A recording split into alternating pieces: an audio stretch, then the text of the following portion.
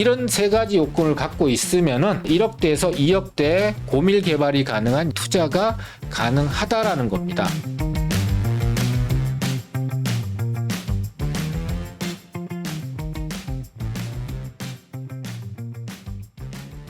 안녕하세요. 대북권의 공견입니다. 서울시가 무려 24년 만에 봉인을 해제하면서 서울 전체가 천지가 개벽할 정도의 큰 변화가 예상이 된다고 합니다. 그래서 많은 사람들이 다시 한번 이 개발에 주목을 하고 있는데요. 특히나 작년 같은 경우에는 30대와 50대가 이 개발에 가장 많이 투자했다고 합니다. 이 개발이 무엇인지 우리 시청자분들이 반드시 아셔야 기회를 놓치지 않을 거고요. 특히나 이 개발 같은 경우는 상대적으로 아파트를 투자하는 것보다 훨씬 더 작은 자본 1, 2, 3억대의 자본으로 투자를 할 수가 있고 도심으로의 접근성이 좋은 초역세권에 만들어진다고 합니다. 이렇게 작은 자본으로 서울에 내 집 마련, 특히 아파트를 가질 수 있는 기회가 어떤 것인지 우리 시청자분들이 절대로 놓치면 안 되는 그런 내용이니까 끝까지 시청해 주시면 감사하겠습니다. 2024년 1분기 현재 부동산 시장을 한마디로 정리하게 되면은 아파트는 전세 가격이 52주 연속 상승하고 있고 강남에만 나타나던 최고가, 신고가가 강북권의 여러 개의 단지들에서 나타나고 있습니다. 신고가는 2021년 말 최고가를 찍고 부동산 가격이 미쳤다고 하는 그 가격을 지금 현재 넘어서고 있는 신고가가 강남과 강북에 속속 나오고 있는 상황이니까 아파트 시장을 보게 되면은 전반적으로 호전되고 상승하고 있다 이렇게 말할 수 있는데 비해서 빌라 시장은 전세 사기라든지 공시가격이라든지 보증보험 이 세 가지의 3종 세트로 인해서 최악의 상황인데 최악이라는 얘기는 추가적으로 더 떨어질 가능성은 높지 않지만 언제 회복이 될지 모르는 이 불확실성이 가장 강해서 많은 사람들이 이 빌라를 투자하는 걸 두려워하는 시기를 최악의 시기라고 할 수 있는데요. 작년에요. 30대와 50대가 이 빌라를 가장 많이 샀다라고 합니다. 그래서 최근에 뉴스들이 쏟아져 나오고 있습니다. 자, 대출 받아도 너무 비싸다, 아파트가. 그래서 서울에 사는 30대가 아파트 대신 빌라를 많이 샀다. 그리고 그냥 회사 가까운데 빌라 살래요. 30대가 매수 비중이 쑥 올랐다라는 얘기 나오는데 실제로 우리은행 부동산 리서치 연구소에서 나온 데이터를 보게 되면 자, 30대 같은 경우는 2024년 1분기가 14.8%였는데 올해 2024년 1분기가 18.9%로 무려 4.1%가 작년보다 많이 이제 늘어난 케이스가 됐고요. 그 중에서 50대 같은 경우도 19.5%에서 22.5%로 3% 이상 올해 1분기에 빌라를 많이 매수했다라는 겁니다. 이유를 보게 되면은 일단 다시 주목받는 재개발 예정지, 그냥 일반 빌라가 아닌 거죠. 재개발 가능성이 높은 예정지에 해당되는 빌라를 많은 사람들이 관심을 갖고 있다라고 합니다. 자, 12일 날 국토교통부 실거래가 공개 시스템에서 보게 되면은 재개발에서 가장 대표적으로 유명한 곳이 한남뉴타운인데 한남뉴타운의 대지 지분이 13평 정도 되는 빌라가 무려 24억의 실거래가를 찍은 거예요. 그런데 이 24억이라는 정도의 가격은 송파구, 강남 상구라 불려지는 송파구의 잠실 L스의 30평대 아파트가 실거래가 24억을 찍은 거거든요. 그러니까 아파트보다도 훨씬 더 규모가 작은 이 빌라를 오히려 평당가로 따졌을 때 훨씬 더 비싼 가격에 팔린 거예요. 자, 그러면은 왜 그러냐 하면은 한 건설 애널리스트가 자, 재개발 사업은 새 아파트를 분양받는 것보다 더 저렴하게 아파트를 얻을 수 있는 방법이다라고 하면서 지금 재개발 재건축에 모두 열을 올리고 있는 상황이고 특히나 이 재개발 지역의 빌라는 일반 분양가 또는 시세보다도 훨씬 저렴한 조합원 입주권으로서 새 아파트를 얻을 수 있는 방법인 거예요. 왜 그러냐면 지금 현재 그러니까 앞으로 2년 뒤에는 서울에 주택 실제로 입주할 만한 공급 물량이 거의 제로에 가까울 정도라는 게 명확한 사실이거든요. 그러다 보니까 주택 공급 부족 우려가 커지는 상황이고 정부와 또 서울시가 이 재개발 재건축을 공급을 늘려야겠다고 하는 상황인 거죠. 그렇다 보니까 이 또 한 가지는 이 재개발 사업 같은 경우는 재건축에 비해서 개발 이익이 훨씬 더 크다는 거죠. 예를 들면 단위 면적당 가구 수가 재건축이 훨씬 더 많은 거예요. 작은 단위의 아파트를 높이 지어놨으니까 많은 세대수, 가구수가 밀집되어 있는 거에 비해서 재개발이 훨씬 더 이 밀집도가 낮다 보니까 일반 분양 물량이 훨씬 더 많이 나오는 거예요. 실제로 예를 들어 보면은 재건축 같은 경우는 1000가구에서 1300가구로 늘어나게 되면 일반 분양이 300가구 정도가 나와서 이 300가구를 일반 분양에서 그 수익을 이 1000명이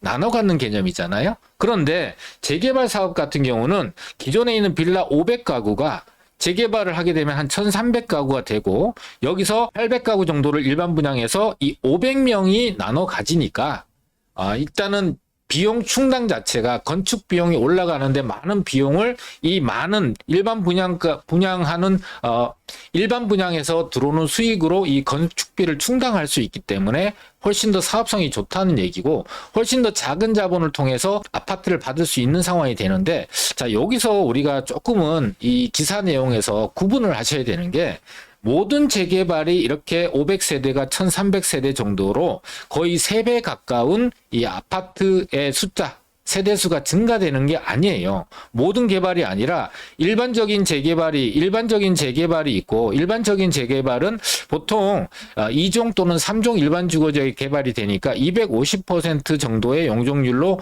개발이 된다면 이렇게 큰 세대수 증가는 일어나지 않습니다. 여기서 예를 든 거는 그냥 재개발 사업이라고 표시했지만은 고밀 개발, 용적률이 높은 개발이 될 수 있는 곳이 이렇게 된다는 건데 대표적으로 이게 역세권 개발이거든요. 역세권 개발은 왜 이렇게 전체 세대수가 크게 증가하고 일반 분양이 많이 나오냐 하면은 기본적으로 용적률 자체를 500% 정도 이상을 받을 수 있게 한정되어 있는 범위 내에 해당되고 노후도가 갖춰져 있는 지역, 특별한 요건을 갖추고 있는 지역들은 이렇게 500% 이상의 그동안 줘본 적이 없는 그런 초유의 용적률을 주기 때문에 이렇게 500세대가 1300세대처럼 이렇게 큰 세대수 증가가 일어나게 되고 늘어나는 만큼 수익도 커지게 되는 상황이 되고요. 수익이 커지니까 이걸 통해서 건축비를 충당하고 조금 모자라는 돈을 내다 보니까 추가 부담금을 조금만 내고 또는 거의 안 내고 아파트를 받을 수 있는 그런 사업성이 나온다. 그래서 모든 재개발이 이렇게 사업성이 좋은 것이 아니라 일반적인 재개발보다는 역세권 개발에 특화되어 있는 예를 들었다라고 이해하시는 게 맞을 것 같습니다. 지금 최악의 상황이라는 비아파트 시장에서 이렇게 개발, 특히나 이 고밀 개발이 될 수 있는 재개발 예정지에 3, 4, 50대가 작년에 가장 많이 투자했다라는 것은 이 아파트 가격이 너무 높기 때문입니다. 서울의 신규 아파트, 분양가니까 신규 아파트 3.3제곱미터당 3,780만 원. 그러니까 2023년보다 1년 만에 무려 24%나 오른 거예요. 자, 평당 3,780만 원으로 계산을 하게 되면은 분양가가 무려 13억 정도가 되는 거예요. 자, 2021년 말이 부동산이 미쳤다 싶을 정도로 고가 폭등을 했다라고 하는 시기거든요. 2021년도에 분양가가 2,800만 원이었고 그때 서울의 평균 가격이 12억 원이었는데 지금 2024년 3월 달에 평당 가격이 3,780만 원이고요. 또 한 달 만에 4월 15일자 뉴스를 보게 되면은 평당 3,800만 원. 그래 서울의 아파트 평균 가격이 13억을 넘어섰다라는 뉴스가 이제는 거의 확실한 상황이다 보니까 자, 이 13억 아파트 평균 가격이니까 그렇죠. 최상급지를 빼더라도 1급지나 2급지 정도의 신규 아파트 가격이 15억에서 20억 정도 되는 건 이제는 흔한 상황이에요.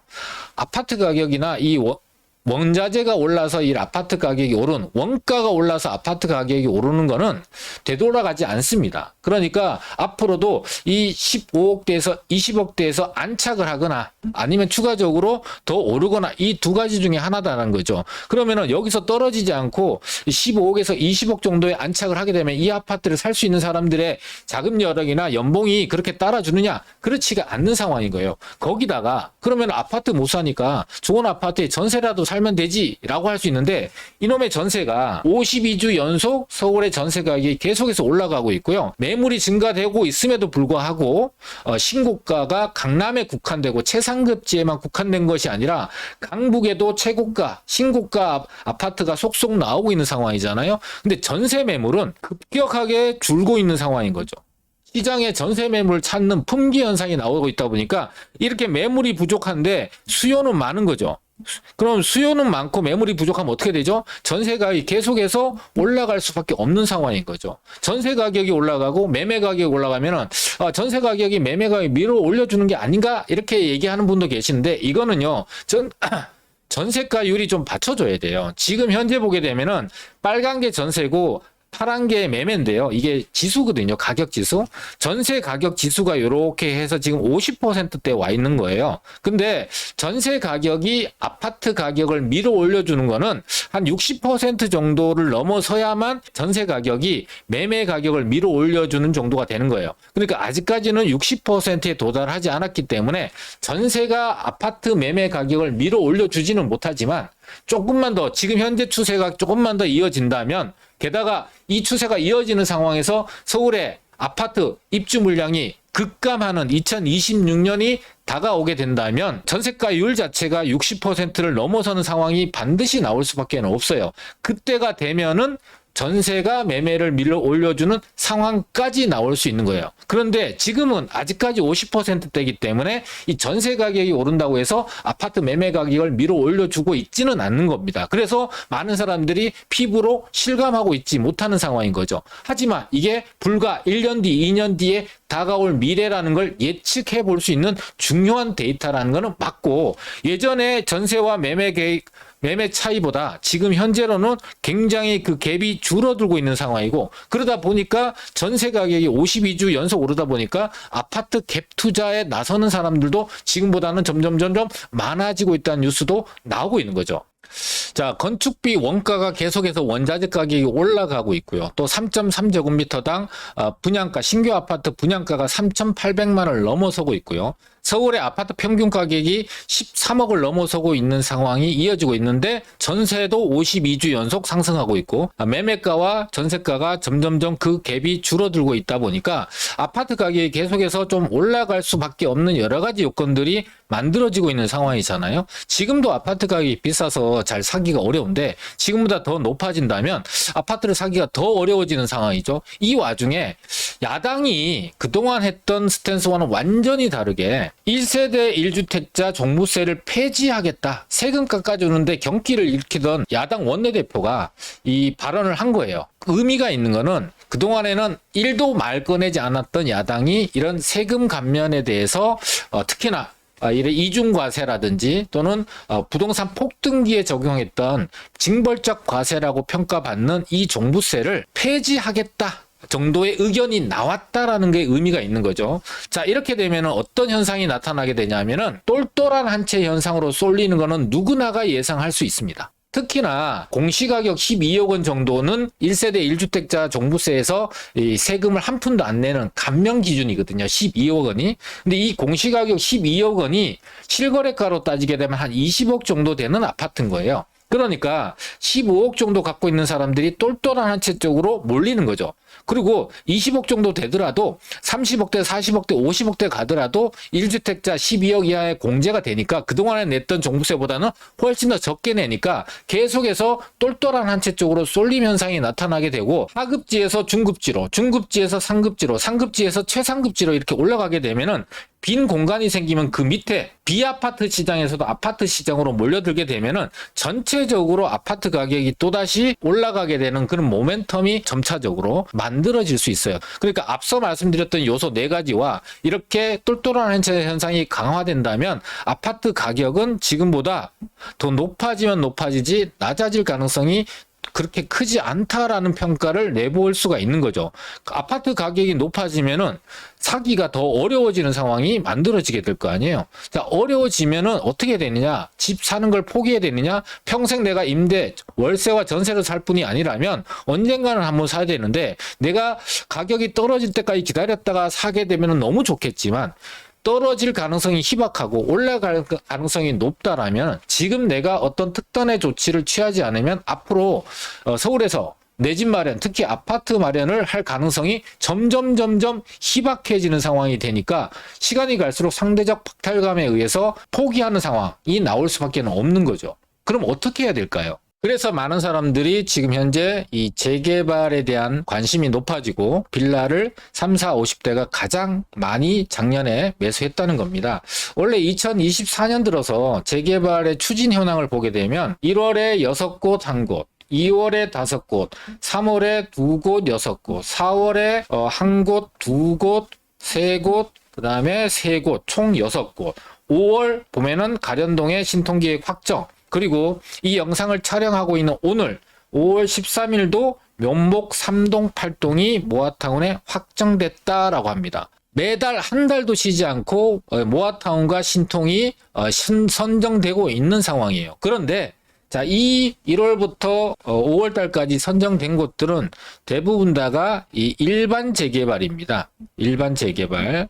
일반 재개발은 그러니까 모아타운이나 이 신통 같은 경우는 기본적으로 250% 내외 정도의 용적률로 개발되는데 절차와 단계를 축소해서 빠른 시간 안에 재개발이 추진될 수 있도록 하겠다라는 거예요. 그런데 앞서 얘기했다시피 고밀 개발이 되는 데를 우리 시청자분들이 관심을 가져야 되는 거예요. 작년까지는 3, 4, 50대가 모아타운과 신통이 선정될 만한 예정지 또는 선정된 곳을 많이 투자했다면 그보다 훨씬 더 사업성이 2배, 3배 정도 높은 앞으로 개발이 될 곳, 선정될 곳들을 미리 선점을 해놔야 지금 작년에 기회를 가졌던 분들보다 지금 가지는 분들이 훨씬 더 사업성이나 수익성이 높은 기회를 가져볼 수가 있는데 그게 뭐냐? 이 역세권 개발이라는 겁니다.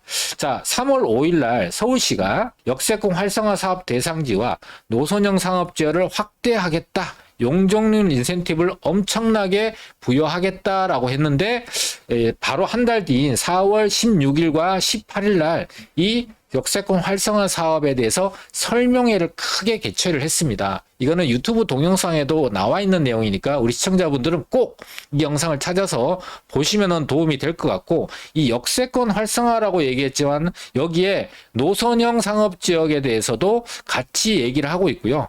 이 역세권 같은 경우는 1100%까지 노선형 상업지역 같은 경우는 쓸모없는 상업지역이었고 바로 뒤에는 200에서 250% 정도밖에 용적률이 적용 안 되던 거를 무려 800% 그러니까 4배 가까이 용적률을 상향시켜 주겠다라고 하는 것이 이 노선형 상업지역이거든요.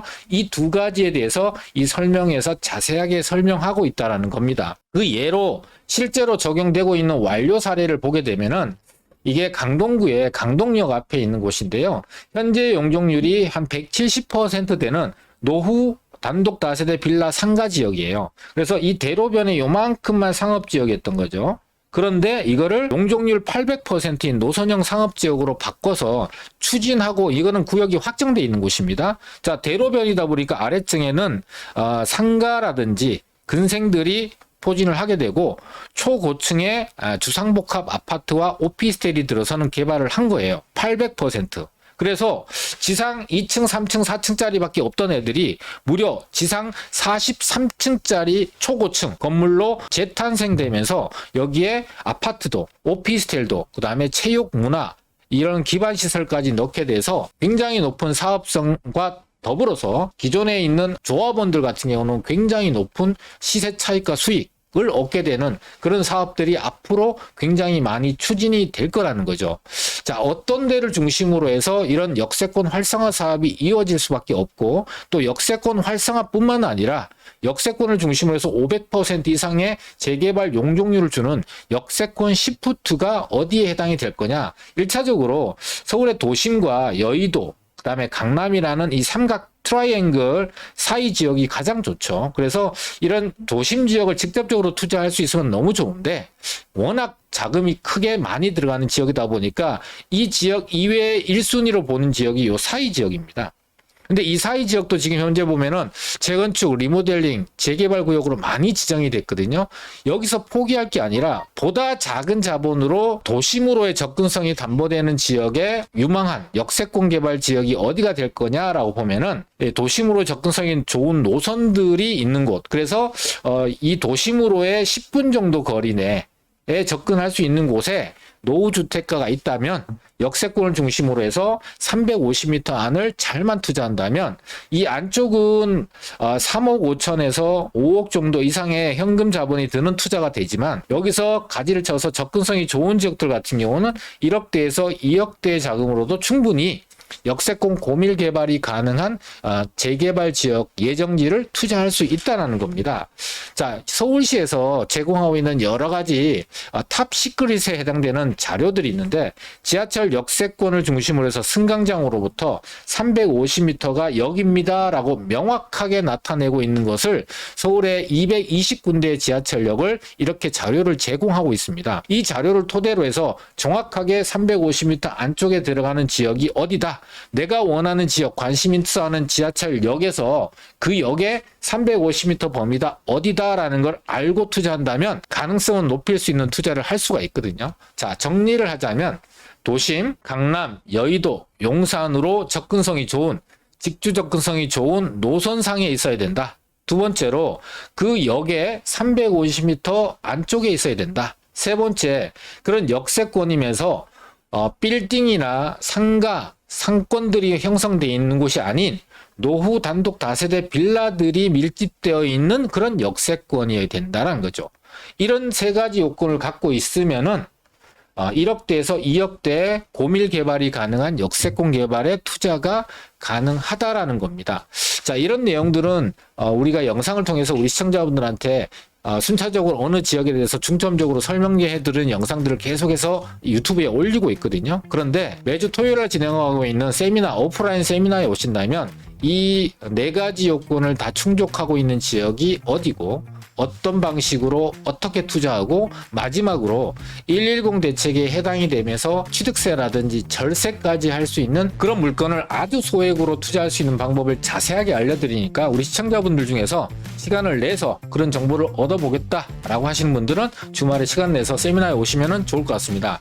자, 오늘 영상은 여기서 마치도록 하겠습니다.